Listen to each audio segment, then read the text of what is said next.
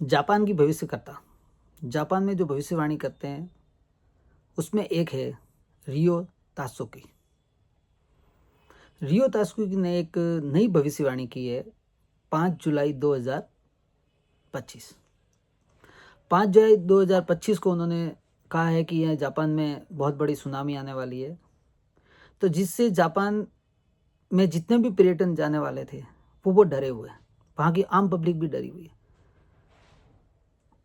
रियो तात्सुकी ने पहले भी भविष्यवाणी की है, वो सच हुई है।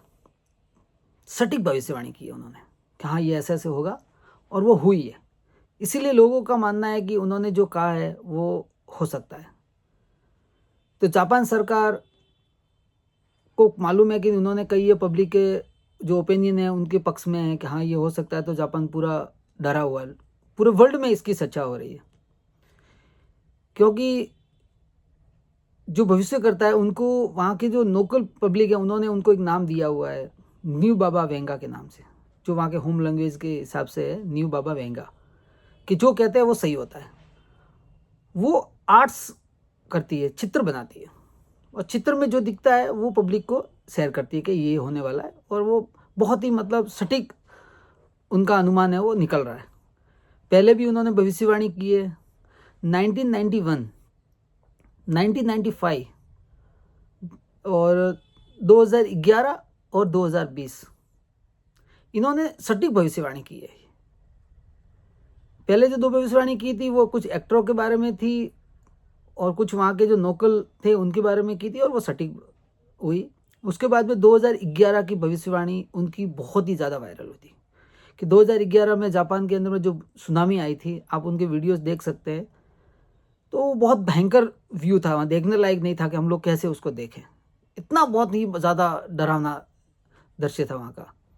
वो भविष्यवाणी उन्होंने पहले ही कर दी थी कि 2011 के अंदर में सुनामी आएगी। फिर उन्होंने भविष्यवाणी की 2020 की कोविड, जो लोगों ने उनसे इग्नोर किया कि नहीं यार ऐसे नहीं हो सकता, ये कोई नहीं है। 2020 में उन्होंने कहा था कि ऐसा वायरस आएगा जिससे लोग बहुत मरेंगे और बहुत लोग उससे प्रभावित होंगे, एक लॉकडाउन की तरह हो जाएगा। उन्होंने पहले ही कहा था, उनकी भविष्यवाणी सही हुई।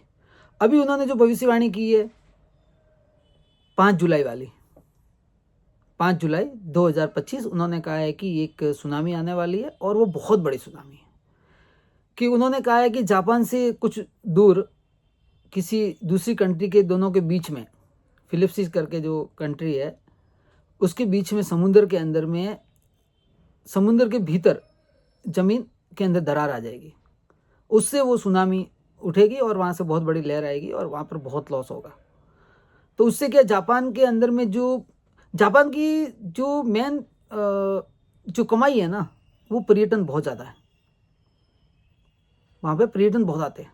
और अभी का जो मौसम है ना, वो पर्यटन को आकर्षित करने का ही मौसम है, क्योंकि वहाँ की जो रोडें हैं उनके जो किनारे पे जो पेड़ लगे हुए हैं ना, वो फूल वाले, वाइट फूल है एकदम, इतने प्यारे लगते हैं कि आप ऊपर जगह सैटेलाइट से देखोगे तो पूरा आपको अलग ही नज़ारा दिखने को मिलेगा।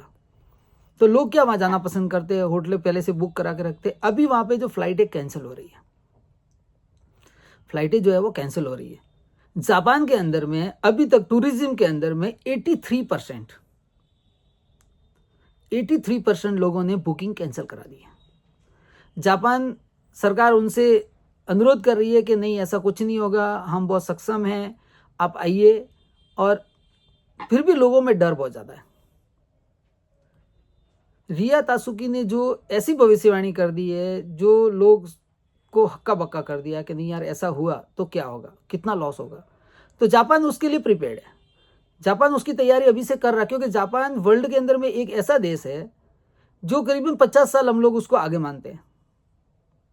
50 साल का इतिहास के हिसाब से हम लोग उसको बोलते हैं कि 50 साल वो आगे है दूसरे कंट्री के हिसाब से, कि वो बहुत डेवलपमेंट कंट्री है। वो अपने आप को जल्दी से जल्दी ठीक करना जानते हैं और आगे बढ़ना जानते हैं, दूसरों की तरह रोते नहीं हैं। अभी जो है उसका कारण हिंदुस्तान में भी देखा जा रहा है। जो ये भविष्यवाणी की है उसकी गणना है, जो हमारे यहाँ ज्योतिष करता है उन्होंने भी ये गणना की है कि हाँ ये हो सकता है, क्योंकि जो ग्रह है ना वो चेंज हो रहे हैं, और उनके हिसाब से 28 जुलाई 28 जुलाई तक का जो समय है वो बहुत ही ज़्यादा डेंजरस है। उसमें कुछ भी हो सकता है, युद्ध की संभावना है, बहुत सारे मतलब ऐसे मुद्दे हैं जो हम लोग डिस्कस कर सकते हैं। पर उन्होंने हिंदुस्तान के जो भविष्य देखते हैं, जो भविष्यवाणी करते हैं, उन्होंने भी मतलब इसको नोट किया है कि हाँ ये हो सकता है। तो मेन क्या हो रहा है कि एक तमिलनाडु के अंदर में, तमिलनाडु के तट पर एक मछली मिली है। वो समुद्र की गहराइयों में रहती है, वो कभी बाहर नहीं आती। उसको आज तक किसी ने ऊपर में तैरते हुए नहीं देखा। वो समुद्र के अंदर में जो गोता लगाते हैं तो उनको पता है कि समुद्र के एकदम डीप के अंदर में वो रहती है। और वो मरी हुई तमिलनाडु के तट पर आई है और ऑस्ट्रेलिया के तट पर आ गई। ये दो मछली जो मिली है ना, ये अशुभ माना जाता है इस मछली को, कि जब ये तट पे आती है तब कोई बड़ा हादसा होने का डर रहता है। क्योंकि 2011 के अंदर में भी ये मछली किनारों पे मिली थी मरी हुई, तब जाके ये बहुत बड़ा सुनामी जो आई थी जापान के अंदर, बहुत बड़ा नुकसान हुआ था। अभी साइंस जो है ना, वो उसको क्या मानता है, क्या ये हो सकता है? जो पहले भविष्यवाणी जो हुई है उसको देखते हुए साइंस इसको क्या रियल मानेगा कि पहले से पता चल सकता है क्या कि भूकंप आने वाला है, सुनामी आने वाली है? ये देखने वाली बात है।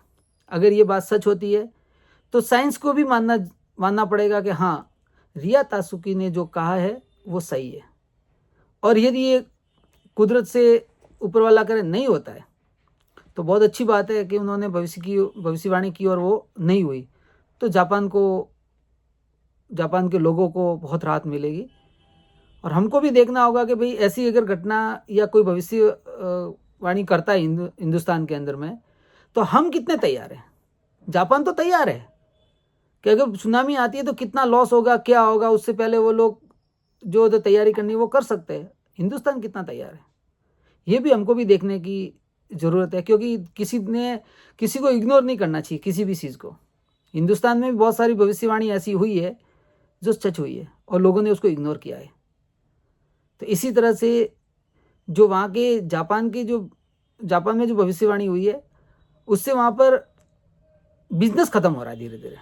लोग बुकिंगें कैंसिल कर रहे हैं, पर्यटन वहाँ पे नहीं जा रहे हैं। वहाँ की फ्लाइटें जो है 5 तारीख के पास में फ्लाइट नहीं उड़ने के लिए भी कहा गया। वहाँ पर बहुत ज़्यादा रोक लगा दी गई है कि नहीं, जितना हो सके उससे दूर रहेंगे। आपकी क्या राय दोस्तों, ज़रूर मेरे को बताइएगा। नमस्कार।